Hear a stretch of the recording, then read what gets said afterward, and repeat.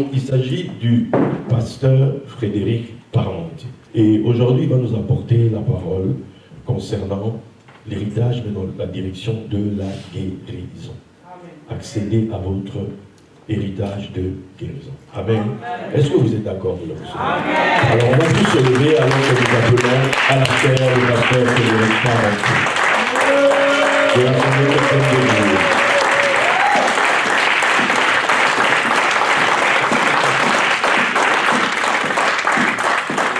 Alléluia. Amen. Il est vivant. Amen. Il est ressuscité. Il est vivant. Il est vivant. Il est ressuscité. Alléluia. Amen. Gloire à Jésus. Amen. C'est un plaisir et surtout un honneur d'être présent avec vous. Psaume 107, verset 20. Il envoya sa parole. J'ai cru que c'était pour ça que... Il envoyait sa parole et il est... Et qui est sa parole? C'est Jésus, Jean chapitre 1. Elle est venue et elle s'est faite chair. Il a habité au milieu des hommes. Il a pris une nature humaine. Il s'est humilié. Lui qui n'avait pas péché, il a lâché la gloire un temps pour venir sur terre. Et nous voulons dire merci au Seigneur pour ce matin. Seigneur Jésus, merci. Nous disons merci pour ta présence. Merci surtout pour ton esprit qui est là, qui manifeste ta présence. Et nous prions que ton esprit puisse ce matin convaincre nos cœurs de péché, de justice et de jugement, afin que nos cœurs trouvent la restauration, afin que nos cœurs trouvent la vraie vie, la vraie liberté. Tu as dit, c'est la vérité qui vous rendra libre. Alors Seigneur, ce matin, nous prions pour un esprit de révélation dans ce lieu. Durant toute cette journée, tout cet séminaire, nous prions pour un esprit de révélation dans nos vies. Et nous voulons te dire merci pour la diversité. Il n'y a pas de compétition, il n'y a pas de rivalité, il n'y a pas de comparaison.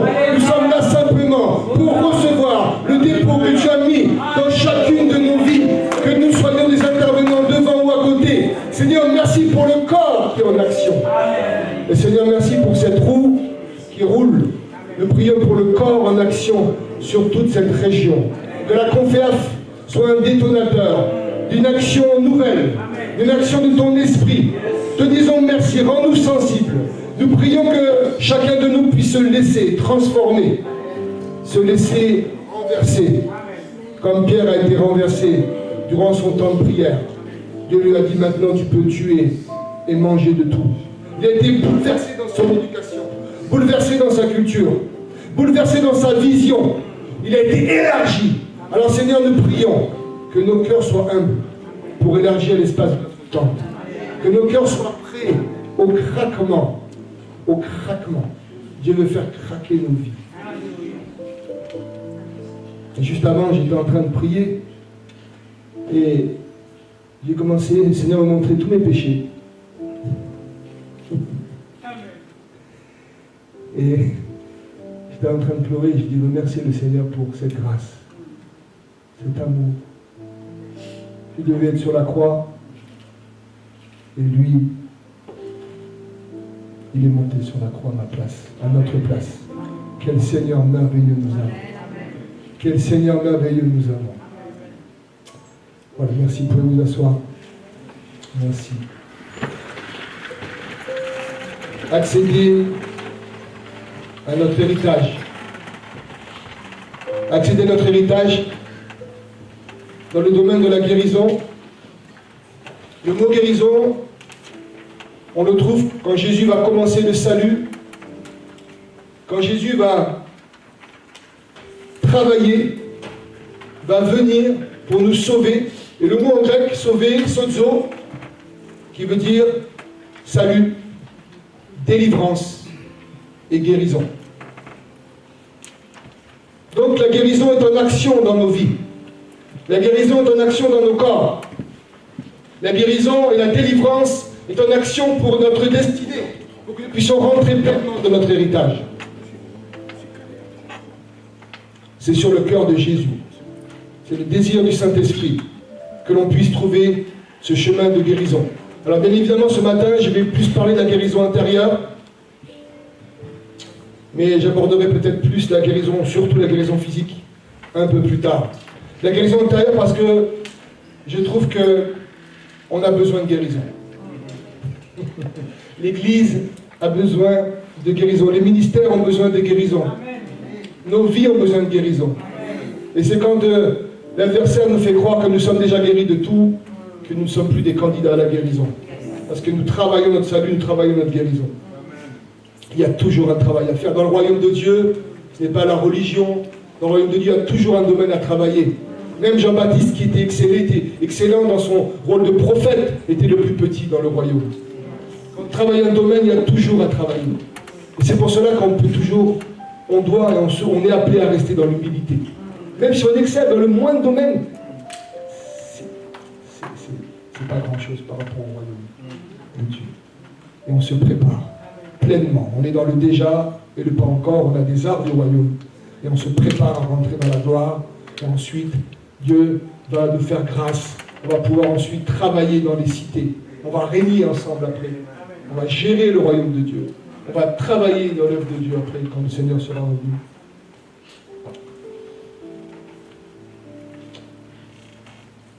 Si je parle de guérison, je dois parler brièvement de mon témoignage.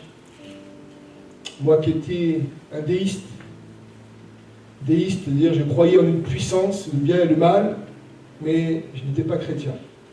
J'ai grandi avec un arrière-plan chrétien, catholique, mais je n'étais pas chrétien. Et à l'âge de 10 ans, s'est passé un drame dans ma famille, et la haine est rentrée dans mon cœur à l'âge de 10 ans. 10 ans, elle a fait son chemin. J'ai toujours été gentil, mais j'étais un homme haineux. Et quand ma justice commençait à se libérer, il ne fallait pas être sur mon chemin. J'avais la haine, mais j'avais soif de justice en même temps. Et à l'âge de 23 ans, je me suis retrouvé dans une communauté à Nice, où on vivait un peu le vin nouveau à l'époque. Je me suis retrouvé dans une communauté pour amener une amie à une réunion. Et là, j'ai regardé, j'ai dit, mais c'est quoi, c'est fou. Il prie, c'est comme si Dieu était là, il lève les mains, il chante, il danse. Certains tombent, certains, etc., etc. Et je dis, écoute, c'est tous des fous. Moi, je vais rentrer chez moi. Je ne vois pas de manipulation psychologique ou d'autre chose. Je vais rentrer chez moi. Mais ce qui s'est passé, c'était quelque chose d'incroyable. C'est-à-dire que quand je rentrais dans le lieu de culte, il y avait l'amour du Père. Et cet amour du Père m'a attiré. Cet amour du Père m'a bouleversé, mais je ne voulais pas le dire. Et moi qui habitais à Cannes, il fallait aller à Nice Nord. Il y avait 45 minutes de route, j'ai travaillé, j'étais étudiant, je n'avais pas de temps libre. Je me suis retrouvé tous les dimanches aspiré dans cette communauté, au fond de la salle, sans bouger, en observant ce que j'appelais des illuminés. Donc vous êtes aujourd'hui des illuminés. Je suis un illuminé. La lumière est en nous. J'ai moqué de tout le monde. Et au bout de 2 mois, la Bible dit que la parole de Dieu est plus tranchante qu'une épée à double tranchant. Elle vient, elle pénètre, entre âme et esprit. Et ce qui s'est passé, mon ami il a envoyé sa parole et dit, j'ai chanté une phrase. J'ai chanté une seule phrase. J'ai été... Tu peux mettre la prochaine, s'il te plaît. Voilà, tu as compris. Comme une électrocution, comme électrocuté par le Saint-Esprit. Amen. Je suis devenu tout là. J'avais peur. Mon ami me dit, qu'est-ce qui se passe? Il ne se passe rien. J'avais la chaîne en or à l'époque. Hein. Jamais je me serais approché à un appel d'un homme. Jamais. Jamais. J'étais trop orgueilleux. Si on peut peut-être changer de micro. En dessous. Merci.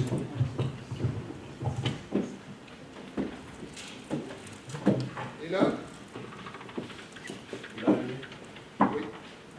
Bien, oui, super. Et là, ce qui s'est passé,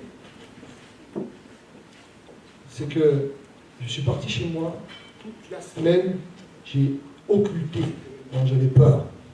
Je ne voulais pas penser à ce qui s'était passé ce matin. Le dimanche d'après, je me retrouve à nouveau dans ce lieu de culte. Et là, au lieu de chanter une phrase, j'ai chanté un peu plus qu'une phrase. Et là, c'était plus du 2000 volts, comme j'aurais un peu estimé, c'était du 4000 intérieurement. Personne ne voyait ce qui se passait. Là, je me suis mis à genoux, au fond de la salle. J'ai dit, Jésus, je te demande pardon. Vous connaissez la suite, hein? Et j'ai eu une parole claire, ensuite j'ai entendu comme une voix audible qui m'a parlé. Et j'ai commencé ensuite à mettre ma vie en règle. Mais ce qui s'est passé durant cette première année en particulier, c'est surtout durant le fait de mettre sa vie en règle, de pardonner. Il y a des gens qui ne voulaient plus me parler, donc j'écrivais des lettres pour avouer mes péchés, demander pardon, etc. Mais ce qui s'est passé pendant un an, c'est ce que j'ai expérimenté. Tu peux mettre peut-être la suivante. Ce que j'ai expérimenté, c'est cette liberté d'Ésaïe et cette délivrance des prisonniers qui étaient captifs. Le chemin de la guérison a commencé à faire un processus. Je vivais guérison sur guérison intérieure, à un tel point où des amis athées ou juifs qui ne pratiquaient pas ou autres me disaient, Frédéric, nous ne croyons pas en Dieu. Mais nous, on a fait 2 psychothérapies, 7 ans. Nous ne croyons pas en Dieu, mais ce qu'on voit dans ta vie, il n'y a que Dieu qui peut le faire. Amen, amen. J'ai commencé à aimer mes ennemis. J'ai commencé à prier. J'ai commencé à pardonner comme jamais. Et quand c'est pour ça que c'est lié à ce que je vais vous expliquer par la suite, la notion de pardon, quand Jésus dit, si vous ne pardonnez pas, vous ne serez pas pardonné. C'est-à-dire qu'on n'a pas d'autre choix que de pardonner. Parfois c'est difficile, parfois c'est même impossible humainement. Mais l'Esprit de Dieu qui est en nous, l'Esprit de Dieu qui crie à Abba Père, peut nous aider à pardonner. Amen. Et souvent nous ne pardonnons pas, ou parfois nous ne pardonnons pas, parce que nous croyons qu'en pardonnant, nous allons peut-être être d'accord avec ce qu'on a vécu. Pardonner parfois demande des cris, de douleur, de souffrance. Et le pardon amène la vraie vie. C'est pour cela que depuis ce temps, le pardon, je demande souvent, Seigneur, est-ce que j'ai vraiment pardonné à tout le monde? Je fais des introspections régulières. Est-ce que vraiment j'ai pardonné? Est-ce que vraiment j'aime comme toi tu aimes? Et c'est avec cela que la guérison se garde, se travaille et elle s'entretient, et je dirais même, elle roule. On a pris l'image de la roue tout à l'heure. Elle roule. On a appelé à, on reviendra vers la fin du message, à rouler. Si on ne fait pas rouler la roue de la guérison, on devient stérile. On devient nonchalant, découragé, et on ne rentre pas dans l'héritage que Dieu a préparé pour nous. Quand on voit ce passage, regardez avec moi, l'Esprit du Seigneur est sur moi parce qu'il m'a oint pour annoncer la bonne nouvelle aux pauvres. Il m'a envoyé pourquoi? Guérir. Guérir qui? Les corps? Non, il parle des cœurs brisés. On peut avoir des souffrances intérieures, des fois plus difficiles à gérer que les maladies physiques. Il m'a envoyé pour guérir les cœurs brisés. Et en grec, les cœurs brisés, c'est les cœurs fracassés. Et nous sommes tous des malades. Si nous sommes humbles, nous sommes tous malades. Nous sommes tous candidats à la guérison. Et on a besoin du grand docteur. Amen. Alléluia. Quelle grâce d'être malade. Alléluia. Parce qu'on va vers la guérison. On va dans la guérison. Et on plonge dans la guérison. Guérir. Alléluia. Dieu veut traiter notre maladie. Mais Dieu veut qu'on soit des acteurs de cela. Et c'est ce que j'ai expérimenté au début. Je croyais que j'avais compris beaucoup de choses, mais chaque jour, j'apprends des choses nouvelles. Et Dieu a permis, m'a donné cette grâce d'aimer mes ennemis. Amen. Le ministère, vous savez, dans le ministère, les hommes de Dieu, mais également dans la vie chrétienne, dès qu'on se lève, il va avoir de l'opposition.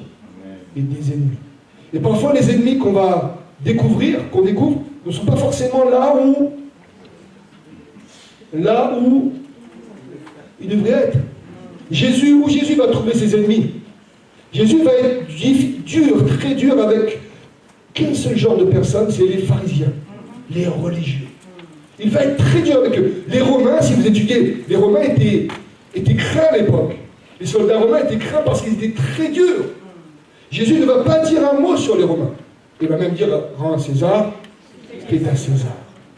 Et donc parfois on trouve des ennemis dans des lieux où on ne devait pas les trouver.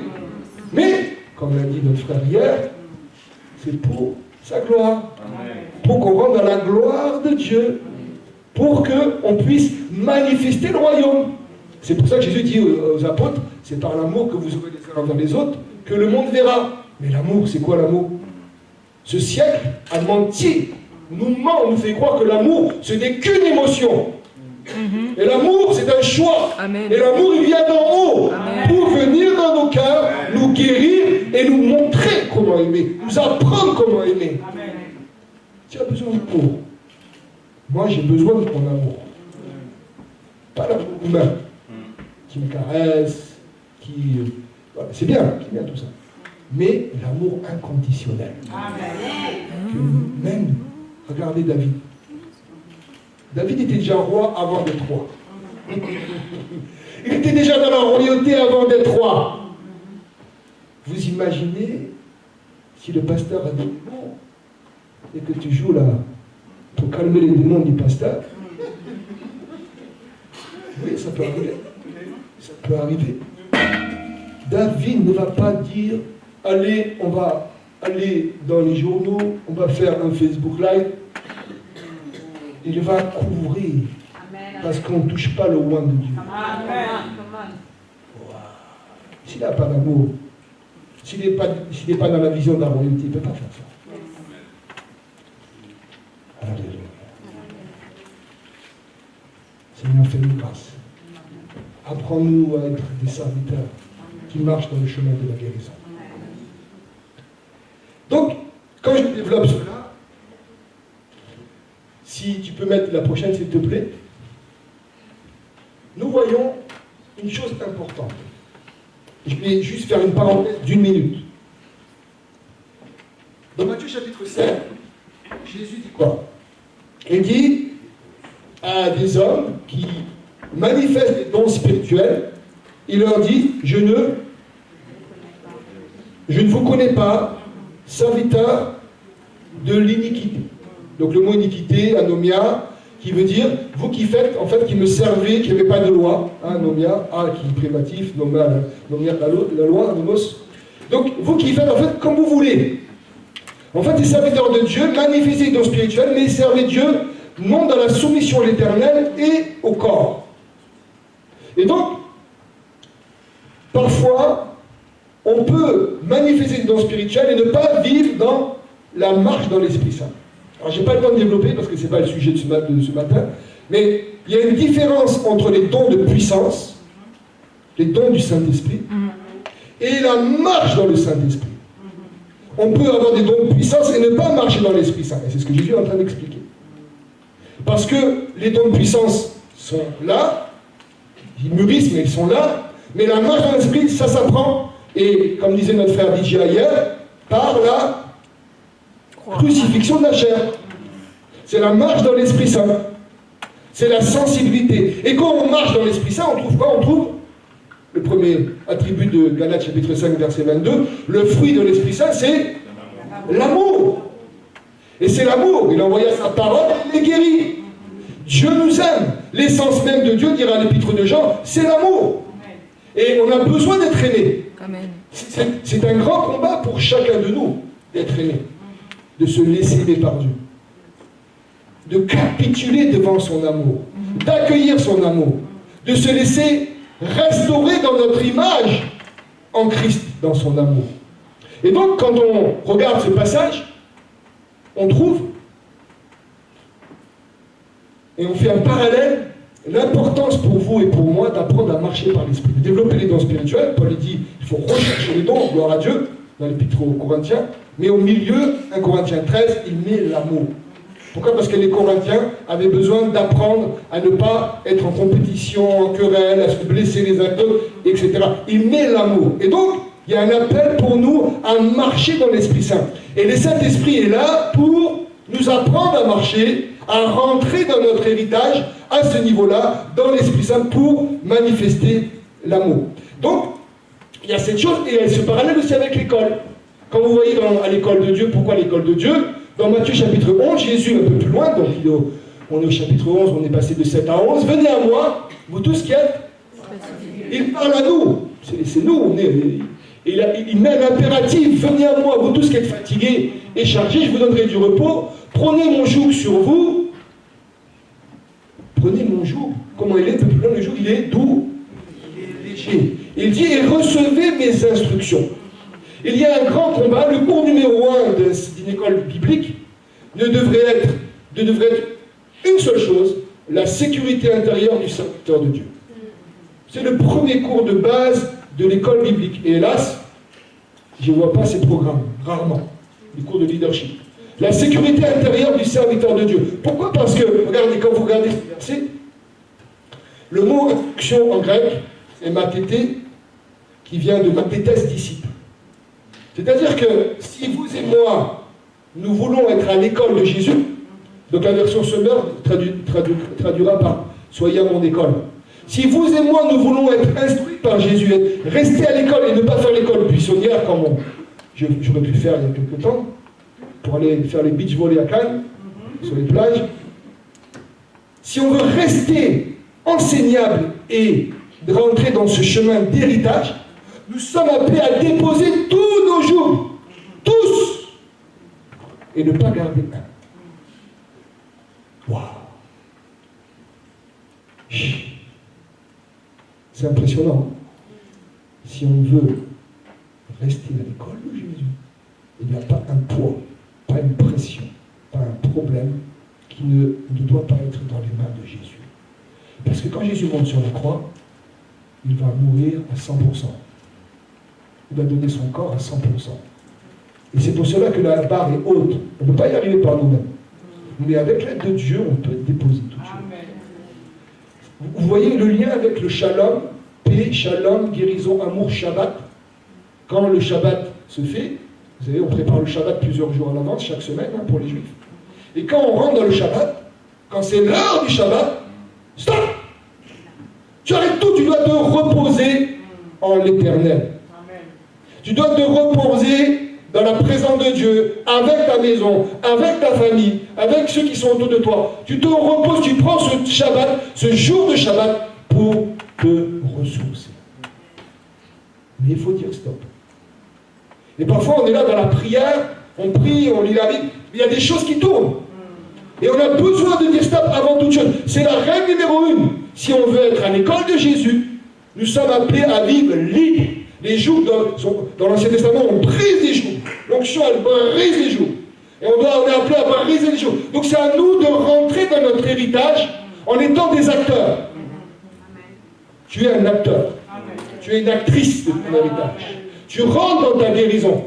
Tu rentres dans ta guérison intérieure. Et c'est toi qui vas la cultiver, la développer et qui va amener la roue. Qui va amener la roue et qui va la faire se développer. Est-ce qu'il peut continuer après, s'il te plaît? La prochaine. Encore. Voilà. Vous savez ce que c'est? Quelqu'un connaît? C'est la déesse Fortune. Fortuna. C'est la déesse Fortuna qui choisissait entre ce qui allait vous arriver de bon ou de moins bon par le sort. Et elle faisait tourner la roue. Alléluia. Cette déesse Fortuna, adorée par les Grecs et par les Romains. Et quand je vois la roue là-bas, je pense à une roue. La déesse Fortuna. Mais Jésus est venu nous communiquer quoi? Une fortune. Alléluia. Un héritage. Je n'ai pas le temps de développer tous les points. Parce qu'après, je vais arriver à mon point. Merci.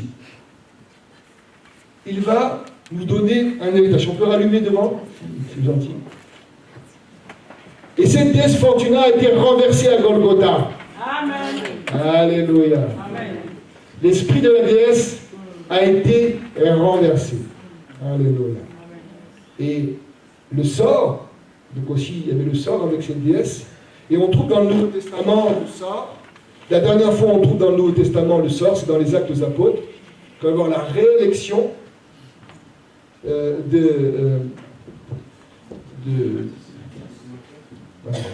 on voit les hommes de Dieu, du 13e apôtre. Il va avoir ce sort, et après on ne le trouve plus, parce qu'il y a cet appel, on pense, qu'il y a cet appel à être conduit par l'Esprit Saint, à se laisser conduire, à marcher dans l'Esprit Saint, marcher de Z, en étant en action. Il y a cet appel à écouter l'Esprit Saint. Alléluia. Parce que le Saint-Esprit est là pour nous conduire dans toute la vérité.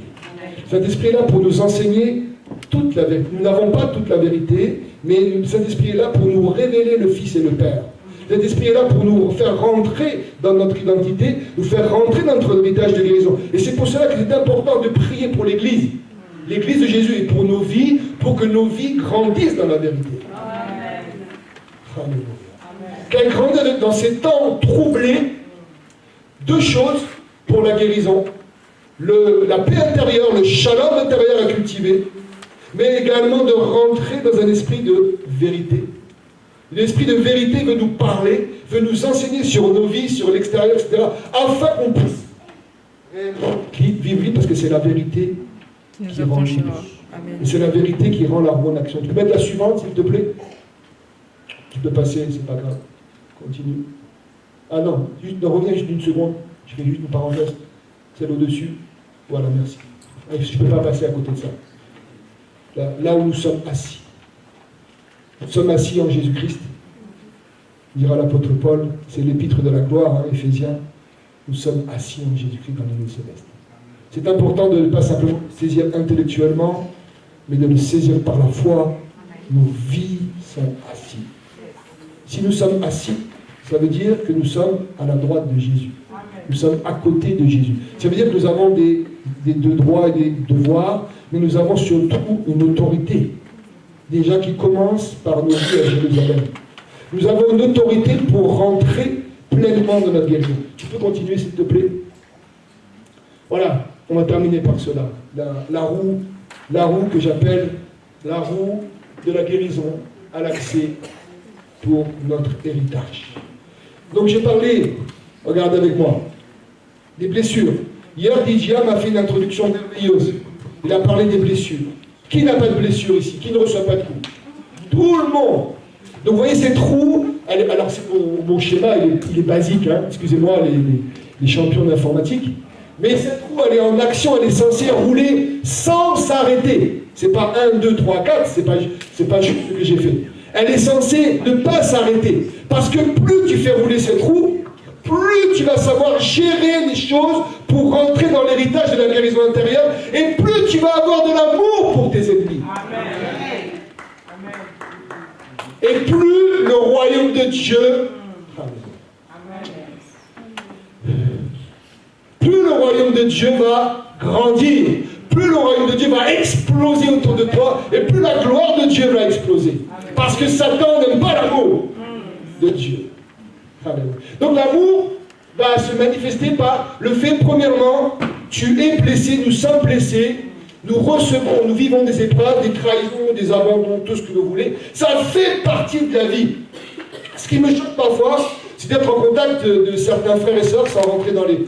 Et je les vois, ils me parlent d'histoires qui datent de 30 ans, comme c'était hier. Ou un deuil qui a lieu il y a 10 ans, comme c'était hier. Je dis, mais le Dieu n'est pas le Dieu d'hier. Il est le Dieu de maintenant jusque dans l'éternité. Toutes choses anciennes sont passées. On est censé avancer. On vit tous nos souffrances. Mais si on garde les souffrances du passé, si on ne guérit pas, on ne fait pas rouler cette roue, on ne peut pas rentrer dans la saison. Tu l'as dit hier, tu as vécu des souffrances. Mais pour rentrer, quand on est découragé, Les hommes de Dieu le vivent, parfois on est découragé. Personne ne peut comprendre parfois ce qu'on vit. Parfois on est découragé, on est abattu. C'est parti d'arriver. Tout le monde est comme cela. Mais nous on est appelé à couper et à avancer. À abandonner les vieux manteaux pour rentrer dans le nouveau manteau de notre héritage là où nous sommes assis. Si tu rentres, ma soeur, tu es habillée, tu es bien habillée, gloire à Dieu. Si tu rentres avec ces vêtements-là en plein hiver quand il va geler, tu vas être mal à l'aise. L'hiver va être difficile. Mais si tu abandonnes ces robes pour mettre un gros pull d'hiver, mettre un bonnet, un gros manteau, des gants, tu vas rentrer correctement dans l'hiver. Donc parfois il faut couper. Il ne faut pas avoir peur de couper avec le passé. C'est nous qui avons la clé. Pourquoi? Parce que si on rentre dans la nouvelle saison avec les mauvais manteaux, on va être mal à l'aise. Et on va faire semblant. On va vivre sur la réserve. Les épreuves que j'ai vécues ces dernières années, j'ai vécu des épreuves incroyables dans le ministère. Je ne suis pas personne. Je disais à mes amis, j'ai qu'une chose. Une seule chose, je me concentre. Guérir. Si je ne guéris pas, je serai amer. Et je ne pourrai pas aimer. Je veux guérir. C'était la seule chose. Priez pour moi pour que je guérisse. Si je guéris, je sais que je rentrerai dans une nouvelle autorité, un nouvel héritage, et je rentrerai dans la gloire de Dieu. Et je vais devenir inébranlable pour les prochaines années.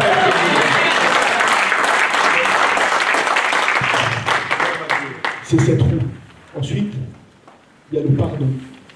L'abandon qu'on a vu tout à l'heure dans Matthieu 11, la croix. Et cela va amener la guérison, le salut, la délivrance en nous. Et l'amour de Dieu va augmenter en nous. Dieu cherche des peuples, un peuple qui met cette roue en action. Est-ce que nous voulons vraiment payer le prix? C'est pas facile. Mais quand tout le monde sait que le prix n'est pas facile. Mais est-ce qu'on veut vraiment payer le prix pour voir la gloire de Dieu? Parce que Dieu est amour. Il ne faut pas se tromper, les amis. Dieu n'est pas don. Ce n'est pas une banque. Dieu fait des dons. Mais Dieu, il est amour. C'est l'épître de Jean qui dit ça. L'essence même de Dieu, c'est l'amour. Nous n'allons pas vers Dieu pour chercher des dons spirituels ou autres. Nous allons vers Dieu pour chercher son cœur. Pour chercher qui il est. Pour chercher ses intérêts. Pour chercher sa volonté. Pour entendre sa voix et faire sa volonté. Amen. Nous sommes juste de passage. Et nous pouvons le faire avec un. Seigneur Jésus, merci. Merci pour la puissance de ton nom. Seigneur, c'est toi le Dieu qui révèle toutes choses dans nos vies. C'est toi le Dieu qui connaît toutes choses. C'est toi le Dieu qui sonde nos cœurs. C'est toi le Dieu qui sonde nos vies. Tu sais comment parler à chacun et chacune durant toute cette conférence. Tu sais, Seigneur, nous aider à pardonner. Tu sais, Seigneur, nous aider à vivre dans la sécurité intérieure, afin de ne pas rentrer dans des rivalités, des compétitions, des comparaisons, dans des querelles inutiles, des choses vaines. Tu sais comment nous parler. Alors, Esprit de Dieu, merci pour ta présence. Merci parce que c'est toi qui viens toucher nos vies. C'est toi qui viens nous façonner. Nous sommes l'argile et tu es le potier, Seigneur. Tu es celui qui nous façonne. Alors, Seigneur, sois le bienvenu maintenant, dans le nom de Jésus. D'aider tous ceux qui doivent pardonner. D'aider tous ceux qui ont un fardeau, peut-être qu'ils gardent un découragement, qui date depuis très longtemps ou récent, qui puissent te remettre, tout abandon, toute trahison, tout ce qui fait mal. Seigneur, merci, parce que tu es ressuscité entre les morts, et l'esprit qui est en nous est un esprit de résurrection. Moi, je termine ma prière simplement. Que l'esprit de résurrection vienne toucher nos cœurs, afin d'activer cette roue, la faire rouler, afin qu'on devienne, comme dira l'apôtre Paul, inébranlable. Il dira des hommes faits, des hommes mûrs, qu'on arrive à la pleine stature de Christ, au nom de Jésus. Et nous disons, je termine ma prière par cela, je veux dire à tout esprit de mensonge, qui vient tenir l'Église que nous sommes, qui vient tenir le peuple de Dieu. Nous prions, et je prie au nom de Jésus, que tout mensonge soit dévoilé, toute chose soit dévoilée dans nos systèmes de raisonnement, de fonctionnement dans nos cœurs, afin que la vérité nous rende libres. Amen. Et je prie, Seigneur, pour la guérison des cœurs, la guérison des vies ce matin, au nom de Jésus. Amen. Amen.